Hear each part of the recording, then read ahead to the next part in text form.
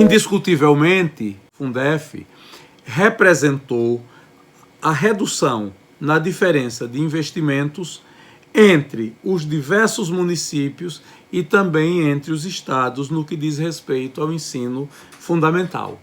Além disto, foi visível a ampliação da oferta de ensino fundamental em todo o Brasil, permitindo a sua universalização.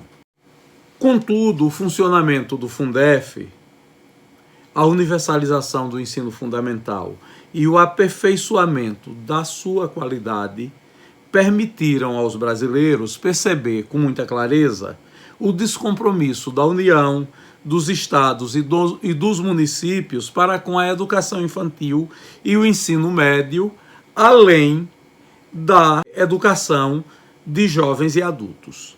Foi esta a principal motivação para que o Congresso Nacional aprovasse a Emenda Constitucional 53/2006, substituindo o Fundef pelo Fundo de Manutenção e Desenvolvimento da Educação Básica e Valorização dos Profissionais do Magistério, Fundeb, regulamentado pela Lei 11.494 de 2007.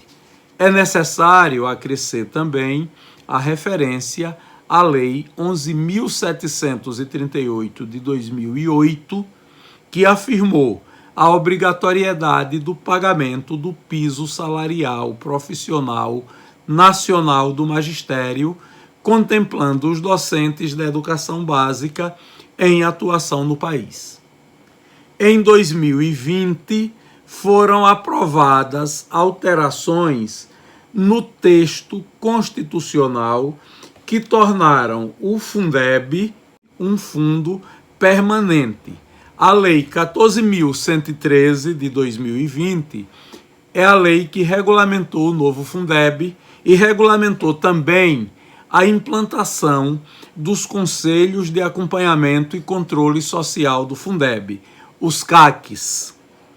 A Emenda Constitucional 108/2020 foi a emenda que estabeleceu as novas regras para guiar os gestores públicos e orientar o Brasil quanto à aplicação dos recursos do fundo, à governança, à estrutura e às metas do novo Fundeb. De acordo com as novas regras que se estabeleceu, a cada 10 anos o fundo passará por uma revisão.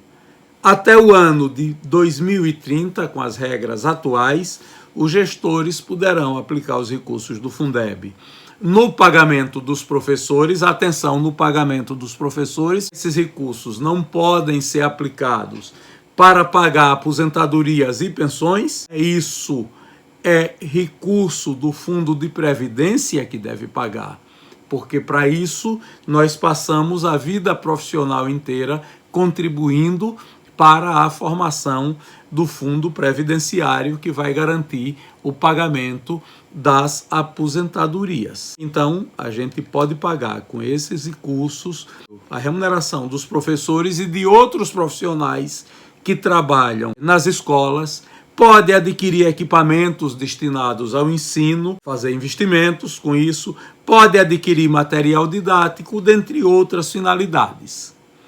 O Fundo de Manutenção e Desenvolvimento da Educação Básica e Valorização dos Profissionais do Magistério, Fundeb, na verdade, é importante que a gente diga e reafirmo, o Fundeb não é um fundo de recursos federais. O Fundeb na verdade, a reunião de 27 fundos constituídos, um fundo em cada estado e um fundo no Distrito Federal.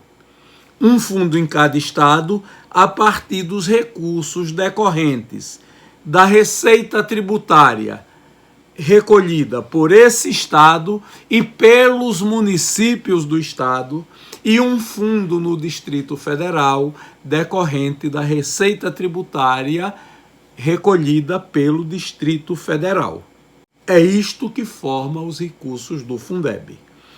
A cesta de impostos que aportam recursos à composição do Fundeb é importante a gente ter clareza disso, é composta de 20% das seguintes receitas: do Fundo de Participação dos Estados, o FPE, portanto, recurso estadual; do Fundo de Participação dos Municípios, o FPM, recurso municipal; do Imposto sobre a Circulação de Mercadorias e sobre a Prestação de Serviços, recurso estadual que tem uma cota redistribuída aos municípios; do Imposto sobre Produtos Industrializados proporcional às exportações, o IPI exportação, ou seja, a parte que compete aos estados; do Imposto sobre a Transmissão, Causa-Mortes e Doação, também tributo que por direito é dos estados; do Imposto sobre a Propriedade de Veículos Automotores, o IPVA estadual; do Imposto sobre a Propriedade Territorial Rural, na cota parte dos municípios, o ITRM, recurso municipal. Arrecadação de imposto que a União eventualmente instituir no exercício de sua competência no que concerne a cota parte dos estados, do Distrito Federal e dos municípios. A receita da dívida ativa tributária, multas e juros relativos aos impostos acima. É bom que a gente tenha muita clareza disto, né? É bom que a gente saiba disto. Como nós sabemos, no Brasil, o financiamento da educação pública tem como fonte os recursos da União. Eu estou falando que o Fundeb é constituído de recursos estaduais e municipais. E estou dizendo, o financiamento da educação brasileira é garantido com recursos da União, do Distrito Federal, dos estados e dos municípios, garantidos constitucionalmente. De acordo com a Constituição Federal, de tudo que a União arrecada de impostos, 18% devem ser aplicados em educação. Do que o Distrito Federal, estados e municípios arrecadam, 25% devem ser destinados à educação. Portanto, o Fundeb é parte desses 25% que o Distrito Federal, os estados e municípios arrecadam. Além de uma complementação, que eu vou tratar dela daqui a pouco, que é obrigatória à União, mas que no bolo geral do Fundeb, representa muito pouco. Assim como já vimos, 20% da receita de impostos do Distrito Federal, de cada um dos estados e dos seus municípios são encaminhados diretamente à conta do Fundeb. Ou seja, estados e municípios e Distrito Federal arrecadam impostos, devem destinar 25% à educação. Todavia, só ficam disponíveis para eles, Distrito Federal, estados e municípios, aplicarem diretamente 5%, posto que 25%, dos 25%, 20%, né, ou seja, 4/5 já caem diretamente na conta Fundeb. Isso é um esclarecimento necessário. Pelas novas regras, quando esses recursos não são suficientes no âmbito do Estado, para manter o custo aluno-qualidade, a União deve aportar a complementação necessária. Sabemos também que em cada estado os recursos são redistribuídos entre o governo estadual e os governos municipais, proporcionalmente ao total de estudantes matriculados em suas redes públicas de educação básica.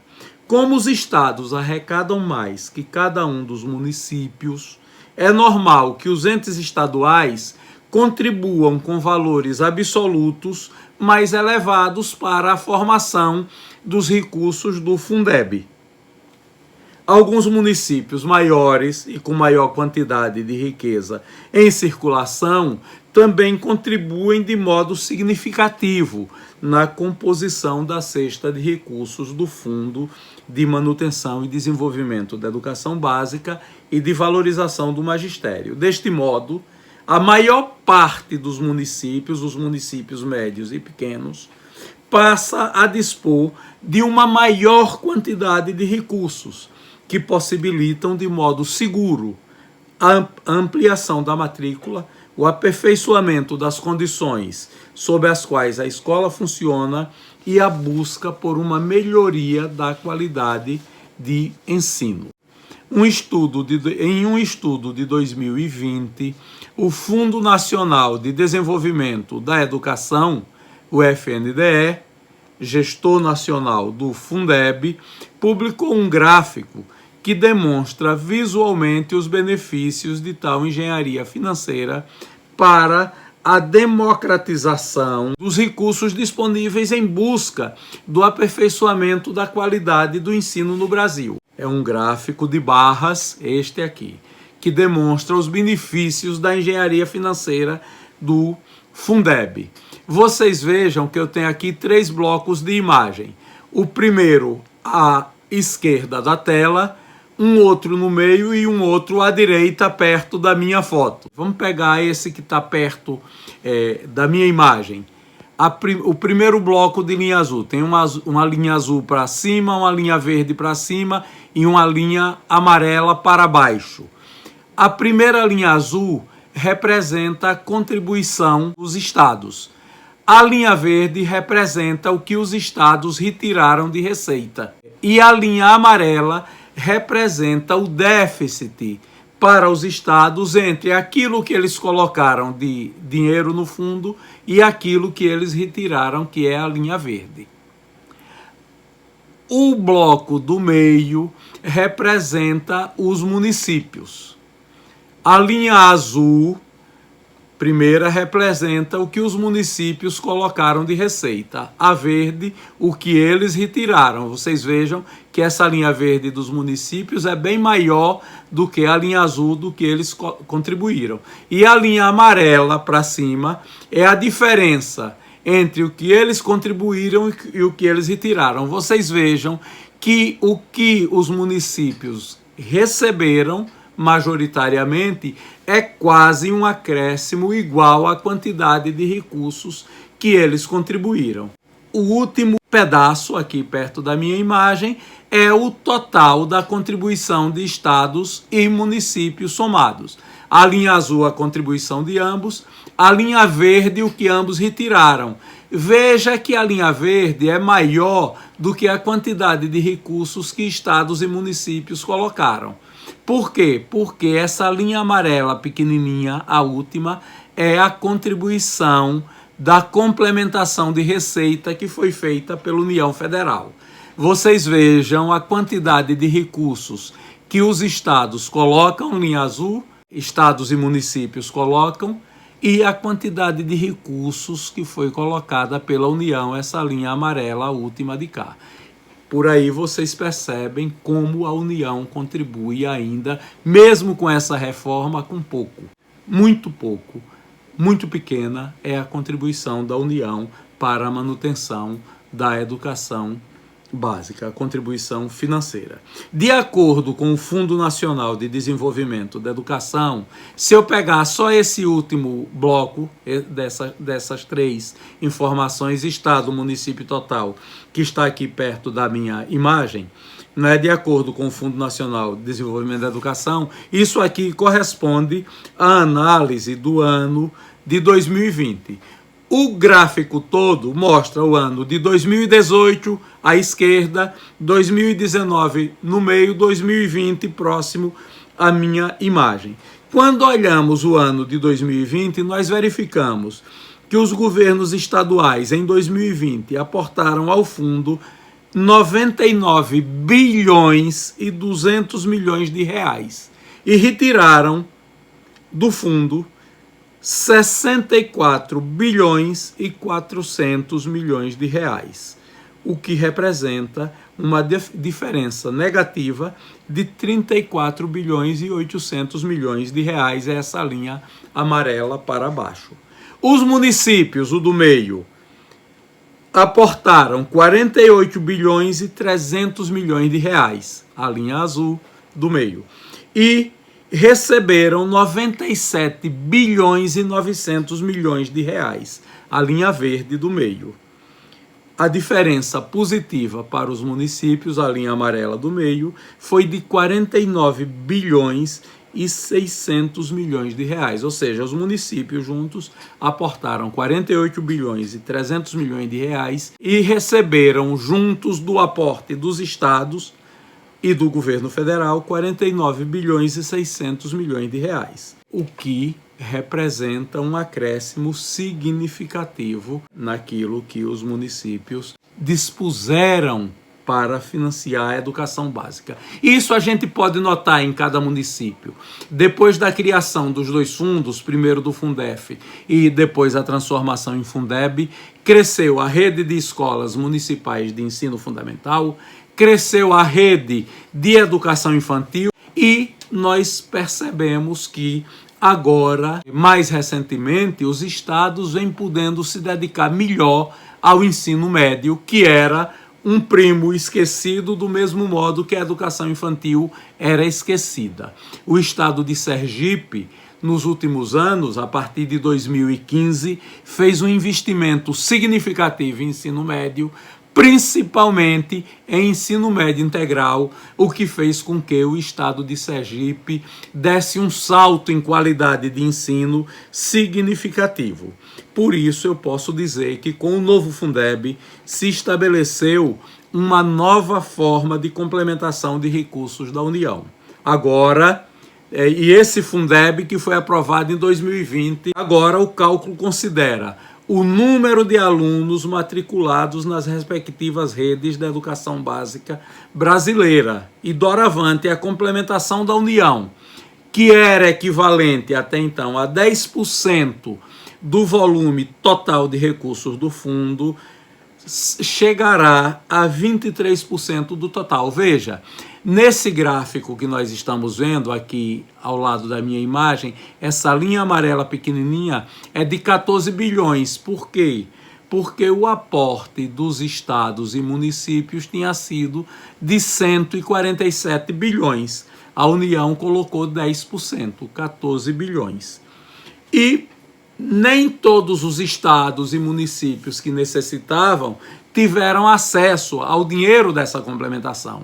O estado de Sergipe, por exemplo, não tem acesso a esse recurso. Isso por uma distorção da fórmula que tinha para calcular quem tinha acesso a esse recurso, que agora, com a nova legislação, ela foi razoavelmente corrigida. É bom que a gente faça esse registro.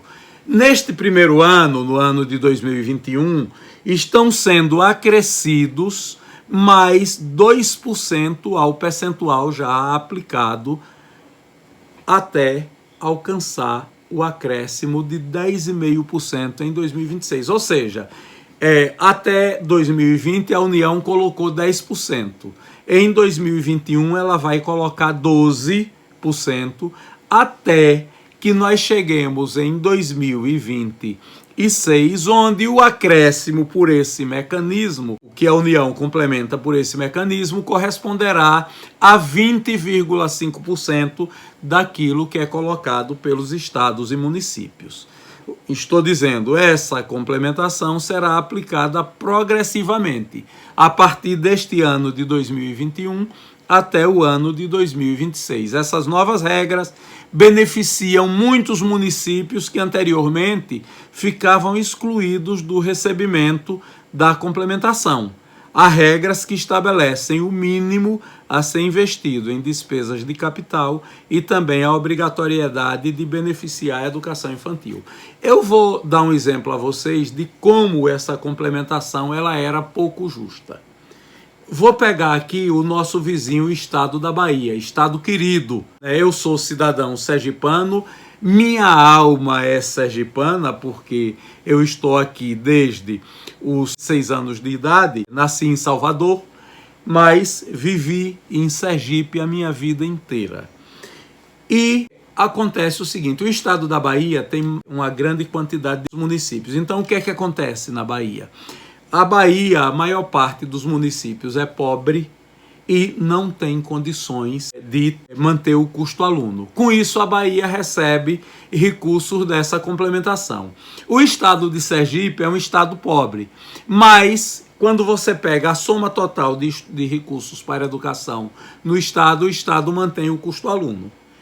Como o estado de Sergipe, no bolo total, mantém, muitos municípios sergipanos pobres que necessitavam da complementação. Dois exemplos, posso pegar aqui no Baixo São Francisco, Santana do São Francisco, Ilha das Flores, Brejo Grande e vários outros, posso pegar no Sertão, que precisavam receber essa complementação federal, não recebem porque o cálculo é feito pelo valor total do estado. Pela nova fórmula aprovada em 2020, a partir de agora é pela matrícula e pela situação do custo aluno no município. E com isso, vários municípios sergipanos passarão a ter acesso. Por exemplo, antes, o município de Brejo Grande, Ilha das Flores, Santana do São Francisco, que são muito pobres, não tinham. Então agora se começou a corrigir essa distorção. Ademais, entre 2023 e 2026 serão também feitos outros acréscimos que correspondem a 2,5% do total dos recursos, estimulando, ou seja, estou dizendo, a União vai botar 20,5% até 2026. A partir de 2023 e até 2026, progressivamente, colocará mais outro 2,5% para estimular o aperfeiçoamento da gestão das redes, o desempenho dos estudantes, a participação dos municípios nos sistemas de avaliação da educação básica, a redução das desigualdades, o regime de colaboração e a implantação da nova Base Nacional Comum Curricular. Estou afirmando que, deste modo, até 2026, essa complementação, que hoje é de 10%, chegará a 23%. Por fim, chamo a atenção para o fato de haver a Lei 14.113 de 2020 ampliado as ferramentas de controle da aplicação dos recursos do Fundeb. Assim se tornou mais importante a ação dos órgãos de controle interno da União, dos estados, do Distrito Federal e dos municípios. Foi alargada a responsabilidade de orientar e fiscalizar que possuem os tribunais de conta dos estados. Com a Lei 14.113 do ano passado, os tribunais de conta dos estados e o Tribunal de Contas da União passaram a ter mais responsabilidades para com a aplicação dos recursos e a fiscalização da gestão. Passaram a ter mais poder. E essa mesma regra vale para o Tribunal de Contas da União no que diz respeito à complementação feita pelo ente federal, pela União Federal. Todavia, a maior importância foi conferida aos Conselhos de Acompanhamento e Controle Social dos Fundos, os CACs que nós estamos aqui discutindo. Diferente do antigo Conselho, os CACs passaram a ter um papel central nesse processo e foram democratizados. Assim, foi incorporado pelos CACs o dever de encaminhar para o Poder Legislativo e para os órgãos de controle interno e externo a comunicação formal a respeito dos registros contábeis e do gerenciamento do fundo. A responsabilidade do CACs é muito grande. O CACs tem um papel central no relacionamento para a prestação de contas dos recursos do fundo com os tribunais de contas, com as assembleias legislativas, com as câmaras municipais e com o Ministério Público e com os outros órgãos de controle interno e de controle externo. Da mesma maneira, tais documentos, os documentos que dizem respeito à gestão do fundo, devem ser tornados disponíveis na internet, objetivando oferecer acesso amplo e transparência aos mesmos. Os Conselhos de Acompanhamento e Controle Social, os CACs, possuem a competência de requisitar ao Poder Executivo informações e documentos que considerem necessários, sendo concedido ao gestor o prazo de até 20 dias para oferecer resposta. O gestor não pode se negar a prestar informações e a fornecer documentos solicitados pelos CACs. E os CACs tiveram a composição modificada em relação ao que eram os antigos conselhos. O CACs Federal é composto por 3 representantes do Ministério da Educação e 2 do Ministério da Economia. Um do Conselho Nacional de Educação e outro do CONSED, o Conselho Nacional de Secretários de Educação. Um da CNTE e um da Undime. 2 pais de alunos, 2 estudantes e 2 representantes de organizações da sociedade civil. No Conselho de Acompanhamento de cada estado, isto é importante, possuem assento 3 representantes do Poder Executivo Estadual, dos quais ao menos um da Secretaria da Educação, 2 representantes do Poder Executivo dos municípios, escolhidos pelos municípios, 2 do Conselho Estadual da Educação, um da Undime e um da entidade sindical que representa a CNTE no estado, no caso do estado de Sergipe, do Sintese. 2 representantes dos pais de alunos e 2 dos estudantes de educação básica. 2 representantes de organizações da sociedade civil, um de escolas indígenas e outro de quilombolas.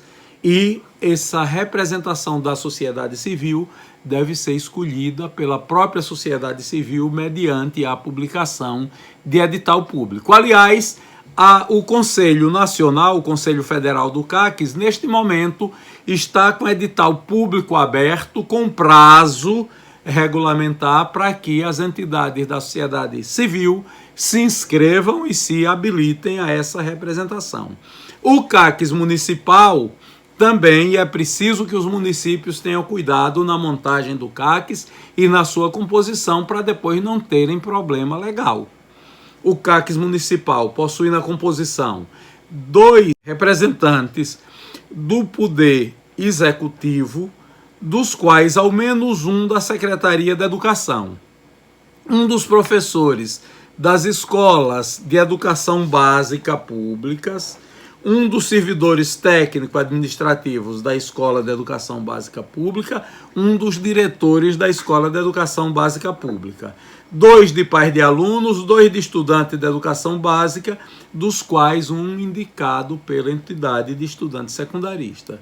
Um representante do Conselho Municipal de Educação, um do Conselho Tutelar e 2 de organizações da sociedade civil, volto a afirmar, mediante edital público para que essas entidades se habilitem.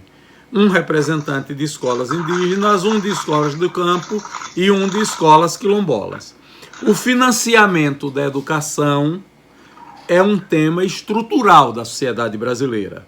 Fundos como o Fundef e o Fundeb resultaram de uma mobilização intensa da sociedade civil, de lideranças políticas, de órgãos de controle e de outros agentes comprometidos com a democratização da sociedade. A discussão sobre essa questão do financiamento e do seu controle é uma discussão que nunca se findará. Deve ser uma discussão permanente. Devemos buscar sempre o aperfeiçoamento da qualidade de ensino. É necessário que, de fato, tudo isso avance e saia do papel. Nós já avançamos muito, mas é necessário continuar aperfeiçoando os mecanismos atuais, reduzir as desigualdades no financiamento ao longo dos anos, equalizar democraticamente o investimento por aluno entre as redes escolares do país. É isto que todos nós desejamos, para que todos nós, cidadãos brasileiros, possamos nos orgulhar da nossa escola pública, no Rio Grande do Sul, no Amapá, na Bahia, em São Paulo, em Minas Gerais, em Sergipe. Agradeço pela atenção de todos, espero ter contribuído para este debate. Muito obrigado a todos vocês pela oportunidade. É isso que eu queria comunicar.